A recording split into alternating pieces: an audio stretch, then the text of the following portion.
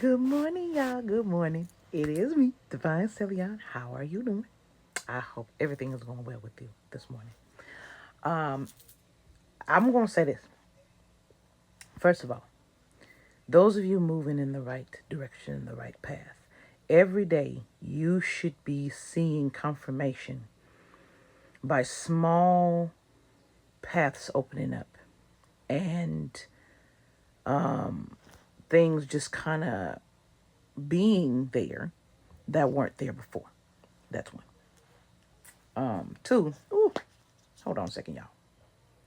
Two, sorry, I know better. Um, Two, you're gonna start feeling more love in your heart space. Sorry about that. Um, you're gonna start feeling more love in your heart space for no reason. You're not gonna have to think of anything to bring it there, to put it there. It's gonna be there. Okay. Um, that was the first part. Okay. Phew. Move that out the way. I want to talk to you about something. There's a video about this longer on my channel, but I'm gonna talk to you about this. Do you know why? Okay, sorry about that. So, do you know why?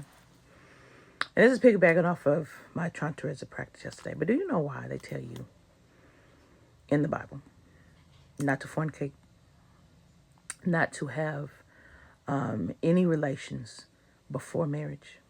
Do you know why practitioners will tell you do not let any spirit have you sexually? Do you understand why? Let me explain why. Okay.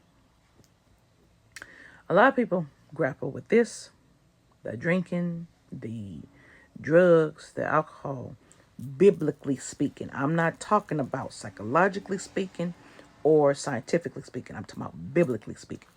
Here's why. No, it is not to make you upset or to hold you back.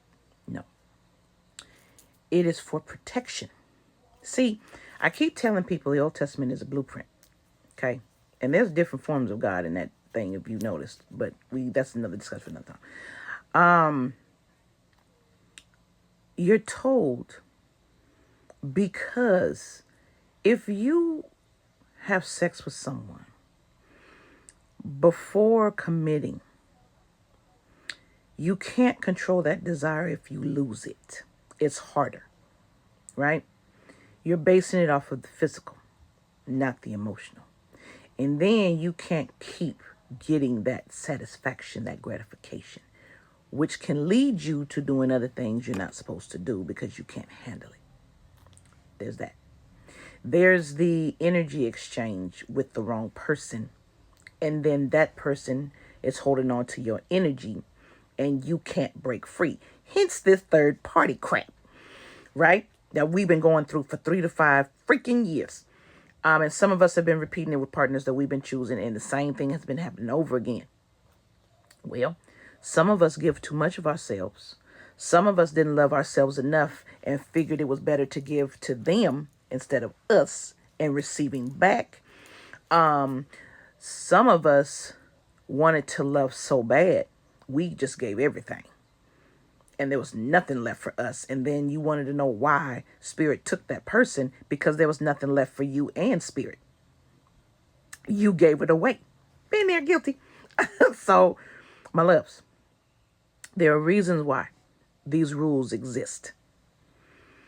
Now, I've seen the word fornication in there, but I've noticed some of these rules are implied, not said.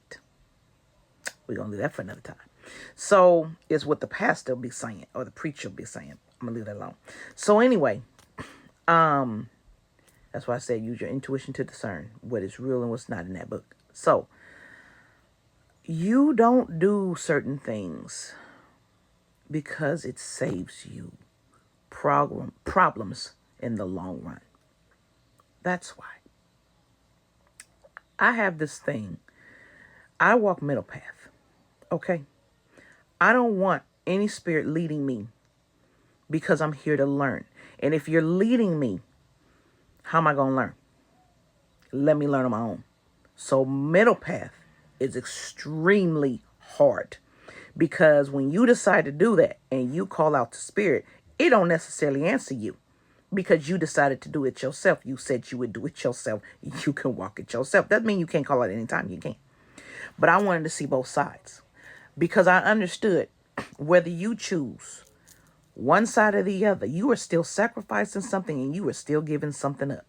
It just doesn't matter. It just matters what you're giving up and what the payment is. But if you decide to walk the Christian path or the path of God or the light path, whatever you want to call it, you're still giving something up for the control of something else.